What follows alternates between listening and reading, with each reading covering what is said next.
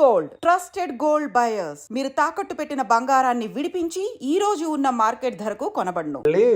భలే క్యూట్గా ఉన్నారు, భలే ముద్దుగా ఉన్నారు అనిపిస్తుంటుంది. ఏంటంటే మిమ్మల్ని చూస్తే ఏదో గెస్ట్ని వేరే వాళ్ళని చూసిన ఫీల్ రాదు ఎప్పుడైనా సరే. మా బాబాయ్ని చూస్తే ఎట్లా ఉంటుంది, మా వాళ్ళని చూస్తే ఎట్లా ఉంటుంది అంత జనం అందరూ కూడా అలాగే ఓన్ చేస్తున్నారు మిమ్మల్ని అందరూ. మీరు చెప్పే విధానం అది కూడా వివరంగా విడమర్చి చెప్తుంటారు ప్రతిదీని. ఎలా అండి ఇదంతా ఎలా? నేను మొదటి నుంచి అంతేనండి వెంకటేష్ గారు. ఎందుకంటే చిన్నప్పటి నుంచి కూడా ఒక్క విషయం గురించి మనం మాట్లాడితే అవతల వాళ్ళకి చాలా క్లియర్గా అర్థం కావాలనే పాలసీ అది. దాన్ని బట్టి నేను చాలా అర్థమయ్యేటట్టుగా చెప్పడం నా అలవాటు. ఓకే, మరి తేజ ఎట్లా వచ్చాడు ఇందులోకి? మళ్ళీ తేజ అంటే నా వారసుడే అనుకోండి.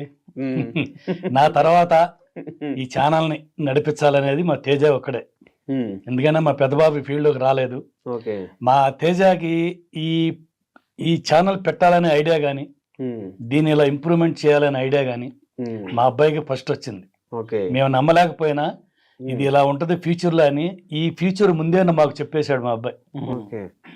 మాత్రం 100% కరెక్ట్. అంటే ట్రై చేద్దాం డాడీ, వర్కౌట్ అవుతుంది, నీకు వంట వచ్చు, నాకు ఫోటోగ్రఫీ వచ్చు కదా, ట్రై చేద్దాము, ఒక 1 year చేద్దాం, కన్సిస్టెంట్ లైక్ చేసుకుంటా ఉందాం, రిజల్ట్తో సంబంధం లేకుండా ఒక 1 year చేద్దాం కరెక్ట్గా, రెగ్యులర్గా ఒక మంత్లీ ఒక 3 videos 2 videos పెడదాము, చూద్దాం అసలు రెస్పాన్స్ ఎట్లా చూద్దాము అని చెప్పాను అనమాట. సరే అని చెప్పేసి ఇమీడియట్గా ఎప్పుడైతే ఐడియా వచ్చిందో, యాక్చువల్ నా లైఫ్లో ఏంటంటే నేను ఎన్ని ఐడియాలు వచ్చినా సరే ఏవి ఇంప్లిమెంట్ చేసేవాడిని కాదు, వదిలేసేవాడిని. అది ఐడియాస్ లాగా మిగిలిపోయావు అనమాట. ఎప్పుడైతే ఇదొక్కటి ఎందుకో నాకు తెలియదు, ఈ ఫుడ్ అండ్ ఫామ్ది డాడీతో చేద్దాము, వర్కౌట్ అవ్వచ్చేమో అని చెప్పేసి నేను డాడీకి చెప్పాను. చెప్పగానే డాడీ ఎప్పుడైతే ఒప్పుకున్నారో వెంటనే నేను కూడా వెళ్ళిపోయి లొకేషన్స్ స్కౌట్ చేశాను అనమాట. వెళ్ళాను, మా అమ్మ వాళ్ళ ఊరు వెళ్ళాను. మా అమ్మ వాళ్ళ ఊరు అల్లంపూర్ దగ్గర ఉండవెల్లి అని, ఆ సరౌండింగ్ లో దొరికింది నాకు ఒక లొకేషన్. చూడగానే మేము చూసిన ఫస్ట్ లొకేషన్ అదే ఫైనల్ అయిందనమాట. చూశాను, నచ్చింది. వెంటనే ఓకే డాడీ, మొబైల్లో వీడియోస్ తీసుకున్నాం, మొత్తం తీసుకొని ఈ లొకేషన్ బాగుంది, ఒక బావి, ఆ చెట్టు అంతా మీరు చూసే ఉంటారు పాత వీడియోస్ లో. అంటే కొత్త ఇప్పుడున్న ఫామ్ హౌస్ కాకుండా పాత వీడియోస్ అనమాట. సో చూసి వచ్చి ఇంటికి వచ్చి చెప్పాను నేను. చెప్పి డాడీ ఇట్లా ఒక లొకేషన్ దొరికింది, మనం చేద్దాము అంటే, ఏం చేయాలరా నాకు తెలియదు, ఎట్లా అది అని అన్నాడు.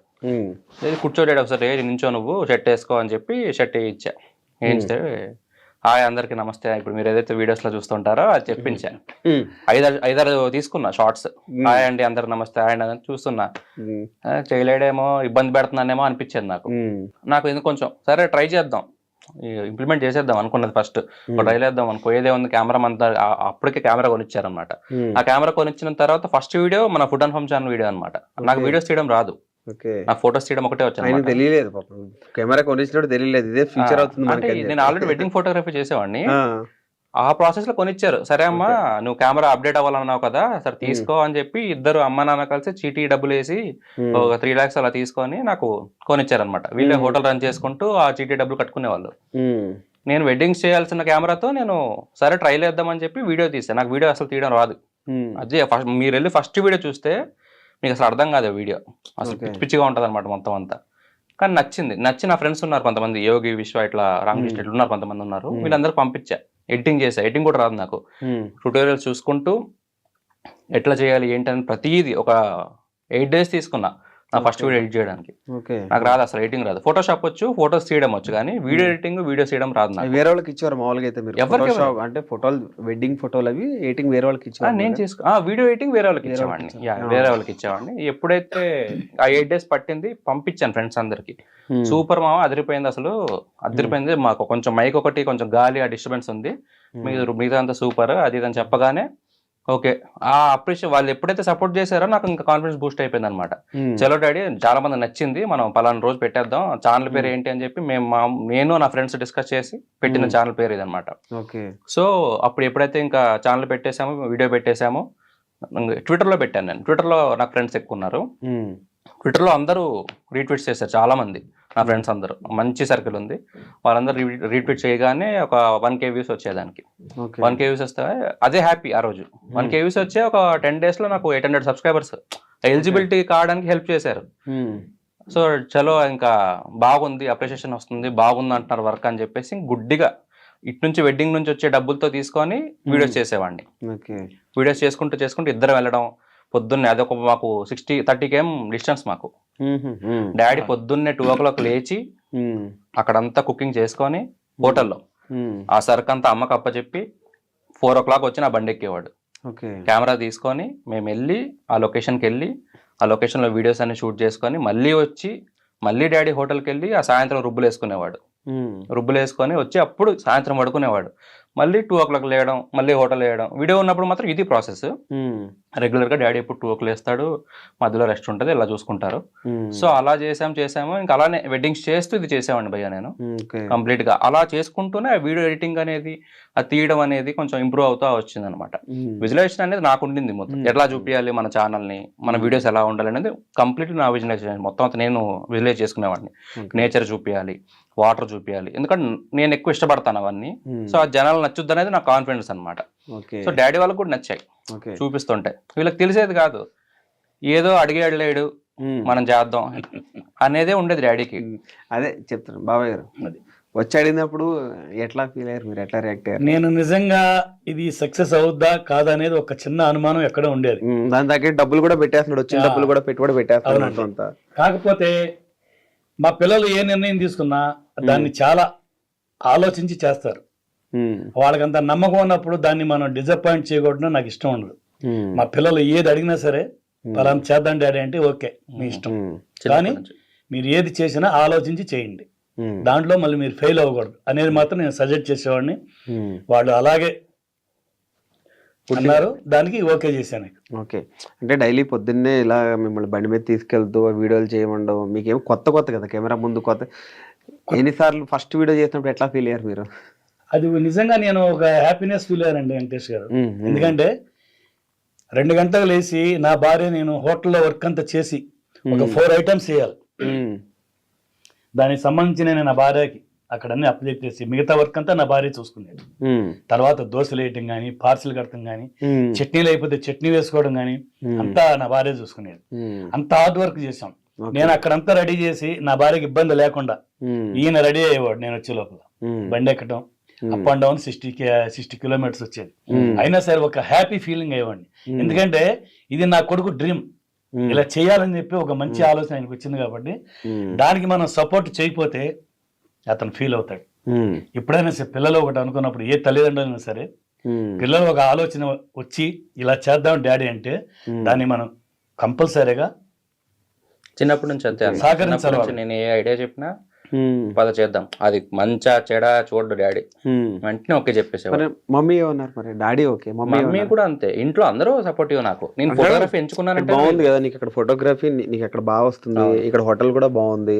సో నాన్నగారు అట్లా డైలీ వచ్చేస్తుంటే ఎందుకు వద్దని ఏమన్నారా మమ్మీ? ఏమన్నా లేదన్న, ఫోటోగ్రఫీ అనేది బేసిక్లీ ఎక్కువ సేవింగ్స్ ఉండేవి కాదు నా దగ్గర. డబ్బులు ఎంతసేపు ఈఎంఐలు కట్టుకోవడం ఇది ఉండేది, ఎక్కువ స్ట్రగుల్ ఎక్కువ ఉండేది అనమాట. వీళ్ళు ఏంటంటే ఎందుకు అనేవాళ్ళు, అరే మా అమ్మ అనేది అనమాట, వచ్చిన వాడిని పెడుతున్నావురా, ఎట్లా క్లిక్ అవుతుందా లేదా, క్లిక్ అవుతుందా. అమ్మ మనకి 20,000 వస్తే చాలమ్మ మనకి యూట్యూబ్ నుంచి, మనకి ఎక్కువ అక్కర్లేదు.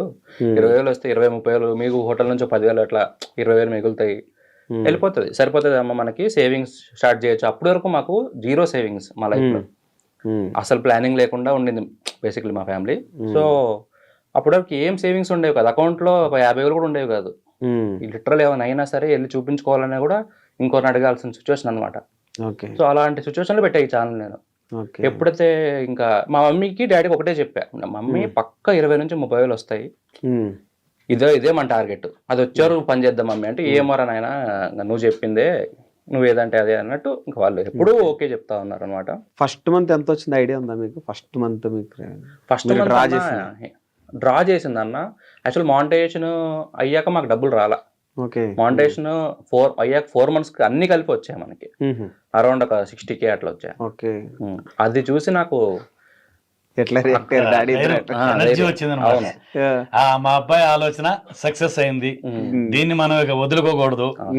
ఈ ప్రయాణంలోనే మనం చాలా కష్టపడి ఈ ఛానల్ ని ముందుకు తీసుకెళ్ళాలి అని ఒక దృఢ సంకల్పంతో మా ఇంటిల్లి పాది అందరూ కోఆపరేట్ చేశారు. డాడీ యాక్చువల్ మధ్యలో గివ్ అప్ ఇచ్చాడు డాడీ. స్టార్టింగ్ లో 20 వీడియోలు ఇంకా అప్పటికి మాకు 10 వీడియోలు అయ్యాయి అంతే. ఈ అప్ అండ్ డౌన్ చేయడం, హోటల్ పని చేయడం అనేది డాడీ అసలు చేయలేకపోయాడు. నా వల్ల కాదులే అమ్మా, నాకు బాడీ సహకరించట్లేదు, ఇది ఎప్పుడు క్లిక్ అవుతుంది ఏమోలే. అప్పటికి మేము పెట్టి 3-4 నెలలు అవుతుంది అనమాట. క్లిక్ కాదులే అమ్మా ఇంకా అంటే, లేదు డాడీ చేద్దాం డాడీ చేద్దాం పదా అని చెప్పి అట్లనే కొంచెం రిక్వెస్ట్ చేసుకో అంటే ఆయనకి శ్రమ ఎక్కువ అయ్యేది. నేనేదో ఫోర్స్ చేస్తున్నాను కాదు కానీ ఆ బాడీ సహకరించేది కాదనమాట.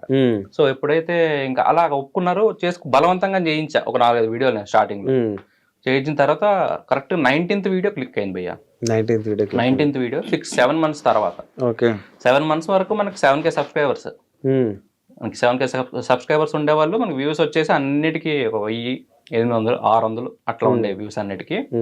ఎప్పుడైతే December 6th అనమాట midnight నేను వెడ్డింగ్కి వెళ్ళి వచ్చాను. వచ్చిన తర్వాత ఈ కామెంట్స్ అన్ని సబ్స్క్రిప్షన్స్ అన్ని నోటిఫికేషన్స్ వస్తున్నాయి. వస్తుంటే వెంటనే డాడీ లేచే ఉన్నాడు అప్పటికి. డాడీ ఇట్లా ఇన్ని కామెంట్లు వస్తున్నాయి డాడీ, ఒక వీడియో క్లిక్ అయినట్టుందని చెప్పి చూస్తే రాగి సంకటి నాటుకోడి పులుసు క్లిక్ అయింది. బాగా వైరల్ అయింది వీడియో కూడా, బాగా వైరల్ అయింది అన్న. అప్పట్లో అసలు హైయెస్ట్ అదే. ఇంకా మాకు ఆ నైట్ నుంచి పొద్దున్న లేసరికి అది 1,00,000 అయ్యింది.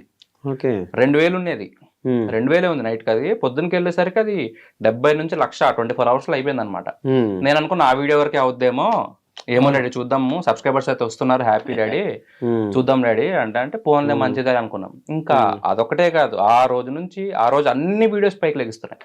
ఆ నెక్స్ట్ వీడియో చికెన్ బిర్యానీ పెట్టాము, అది 1 డేనే 1 lakh వ్యూస్. నాకు అర్థమైపోయింది ఇంకా ఓకే మనం క్లిక్ అయ్యామని చెప్పేసి. అప్పుడు మాకు ఇద్దరు కాన్ఫిడెన్స్ వచ్చింది.